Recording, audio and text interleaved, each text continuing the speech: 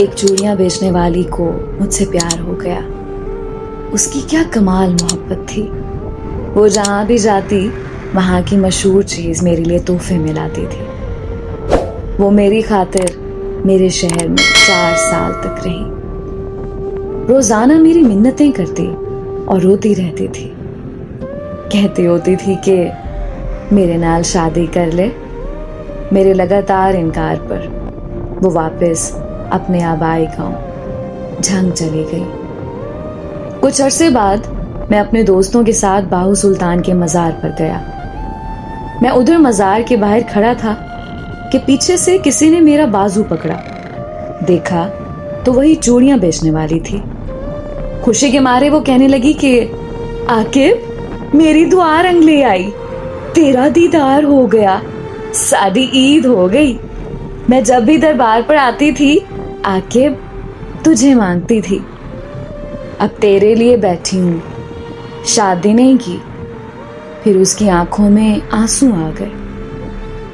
کہنے لگی بھیک منگنا، چوڑیاں بیچنا میرا قصور تو نہیں ہے نا، یہ تو میری قسمت کا، میرے نصیب کا قصور ہے، تو سزا مجھے کیوں مل رہی ہے؟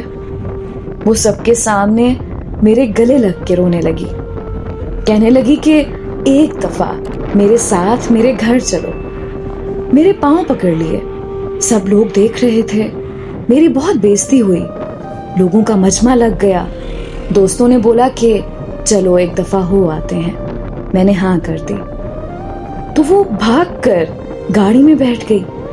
اس کا گھر 50 کلومیٹر دور تھا۔ سارے راستے وہ بہت خوش تھی۔ ہم اس کے گاؤں پہنچ گئے۔ وہاں سب گھر کچے تھے، لیکن صفائی پکے گھروں سے بھی زیادہ تھی۔ سب لوگ مجھے عجیب نظروں سے دیکھ رہے تھے۔ ہم ان کے گھر پہنچے تو اس کی سب سہیلیاں جمع ہو گئیں۔ پھر اس نے ہمارے لیے کیا مزے کا کھانا بنایا۔ اس کے گھر والوں نے مجھے بتایا کہ یہ لڑکی تو سارا وقت تمہارے نام کی تسبیح کرتی رہتی ہے۔ اور پھر جب ہم واپس آنے لگے تو اس کی آنکھوں سے آنسو نہیں رک رہے تھے۔ میرے ہاتھ چوم کر کہنے لگی کہ تیرا قصور نہیں ہے، میری قسمت کا قصور ہے جو میں چوڑیاں بیچنے والی کے گھر میں پیدا ہوئی۔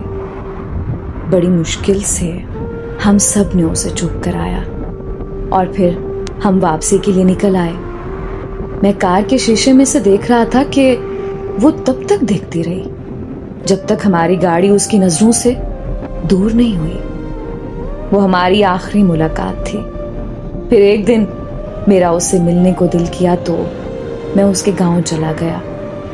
اس کے گھر والوں نے بتایا کہ تمہارے جانے کے بعد وہ بہت بیمار رہنے لگی تھی، کھانا پینا ہنسنا سب چھوڑ گئی تھی، اور ایک دن اس کی موت ہو گئی۔